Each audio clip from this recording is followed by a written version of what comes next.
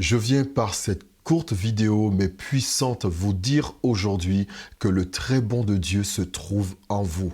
Le très bon de Dieu se trouve en chacun de vous qui me regardez aujourd'hui. J'espère que vous vous portez bien. Bienvenue sur la chaîne Reviens à ses pieds.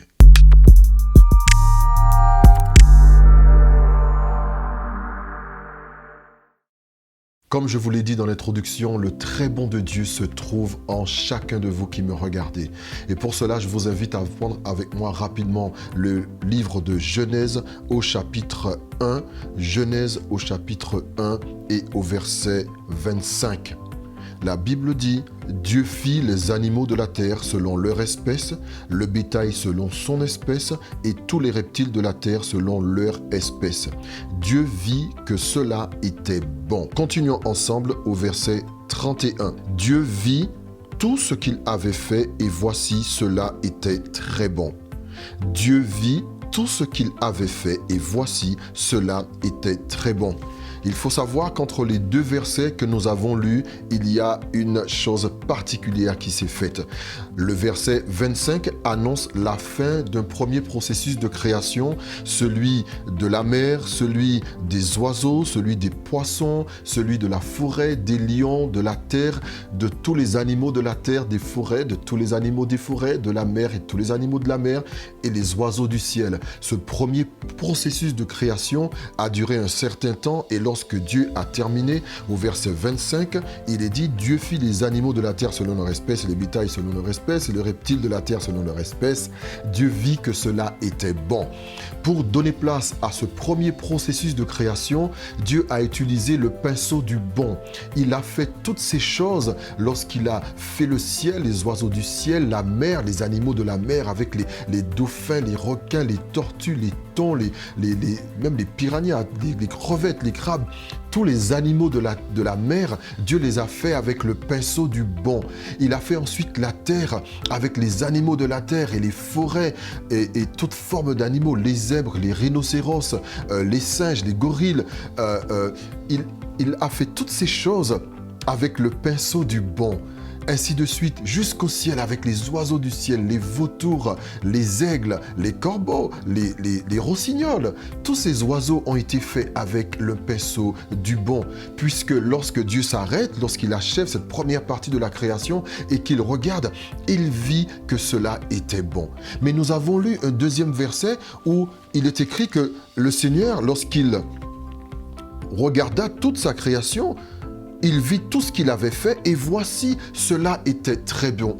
Entre ces deux versets, nous savons tous que Dieu créa l'homme et la femme en disant « Faisons l'homme à notre image et selon notre ressemblance et qu'il domine sur les poissons de la mer, sur les oiseaux du ciel, sur le bétail, sur toute la terre et sur tous les reptiles qui rampent sur la terre. » Dieu créa l'homme à son image, il le créa à l'image de Dieu, il créa l'homme et la femme.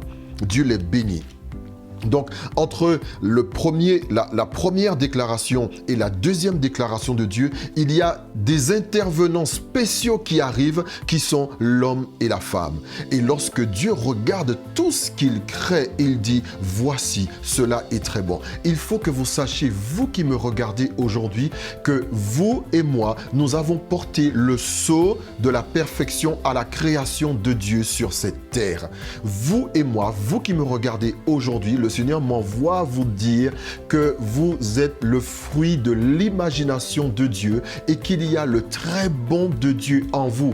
Lorsque vous avez été créé, vous n'avez pas été créé avec des ingrédients médiocres, vous n'avez pas été créé avec des produits de récupération. Vous n'avez pas été créé à base d'animaux morts, à base de lions morts, avec des restes humains avec lesquels on aurait pu faire une composition un peu étrange. Vous n'êtes pas le fruit d'une création de laboratoire. Vous êtes le fruit de l'imagination de Dieu, celui qui va pousser Dieu à trouver que tout ce qu'il a fait est très bon. Lorsque Dieu crée le ciel et la terre, son premier verdict c'est « c'est bon ». Mais lorsqu'il crée l'homme et la femme, le deuxième verdict, c'est très bon. Cela veut dire que vous et moi, l'homme et la femme, avons porté le très bon de Dieu en manifestation. Donc, Quelles que soient les épreuves par lesquelles vous passez aujourd'hui, quels que soient les moments de découragement que vous avez à affronter, le Seigneur m'envoie vous dire par cette courte vidéo qu'il y a le très bon de Dieu en vous et que Dieu vous a fait avec le pinceau du très bon. Il a utilisé le pinceau du bon en première partie, mais pour vous faire, il a utilisé le très bon. Le très bon de Dieu se trouve en vous qui me regardez aujourd'hui. Alors, si le très bon de Dieu se trouve en moi, me direz-vous, Marc, comment se fait-il que ce très bon ne se manifeste pas dans ma vie? Comment se fait-il que je lutte dans mes finances? Comment se fait-il que je lutte dans les différentes choses que je souhaite entreprendre aujourd'hui? Comment se fait-il que je lutte avec mes enfants, que je lutte dans mon mariage, que je lutte pour obtenir un emploi, alors que le très bon de Dieu se trouve en moi?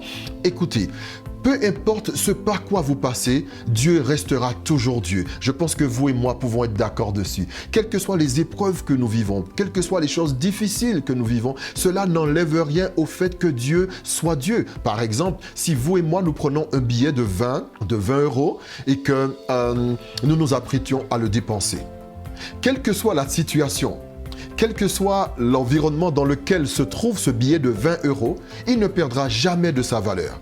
Qu'il soit froissé, qu'il soit convenablement plié, qu'il ait des traces de doigts dessus, même un verre d'eau pourrait s'être renversé dessus, la valeur de ce billet ne changera jamais. Il en est de même pour vous, il en est de même pour Dieu. Votre valeur ne change jamais. Une situation ne changera jamais votre valeur parce que le très bon de Dieu se trouve en vous. N'oubliez pas ceci. Lorsque Dieu nous a créés, lorsque Dieu vous a créés, il a prononcé une puissante parole sur votre vie.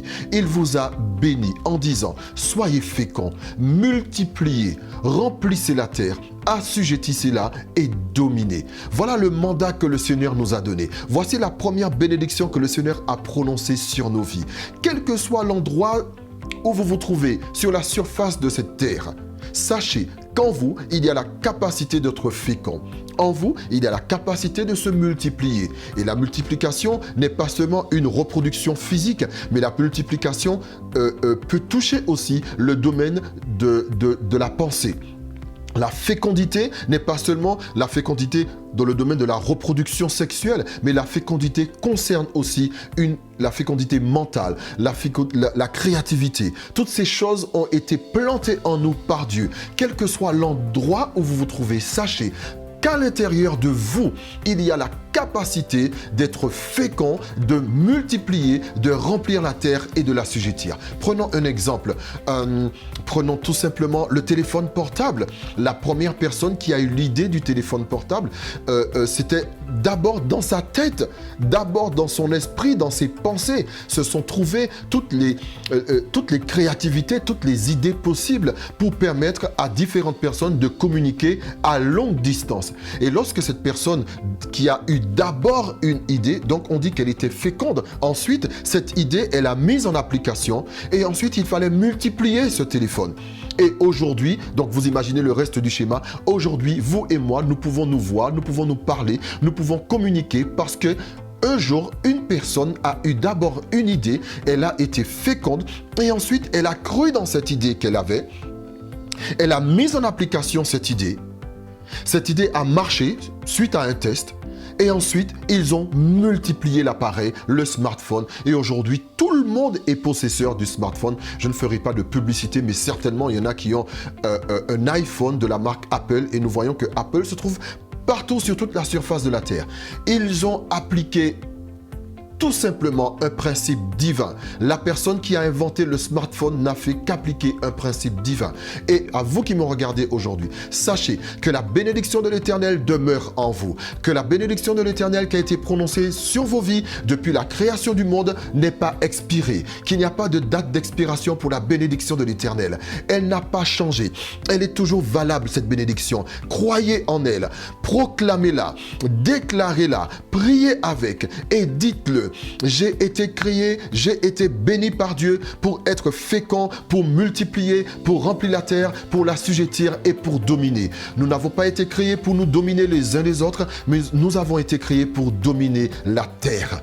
Voilà le message que j'avais à vous partager aujourd'hui. Je sais que cela fait fort longtemps que nous nous sommes vus, donc je pense que c'est la meilleure manière de revenir dans vos vies en vous disant ceci: le très bon de Dieu repose en chacun de vous. Ne le laissez pas s'endormir, au contraire, réveillez-le, agitez-le, déclarez-le et marchez avec foi. Le très bon de Dieu se trouve dans votre vie et vous avez été créés afin d'être fécond, multiplier, remplir la terre, l'assujettir et dominer.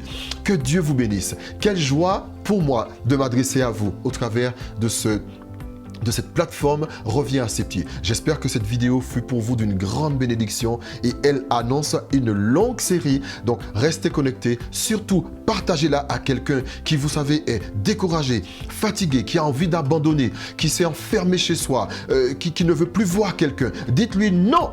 Le très bon de Dieu se trouve en toi et tu n'as pas le droit de priver l'humanité de cette bénédiction. Que Dieu vous bénisse. Soyons connectés et à très bientôt. Bye bye.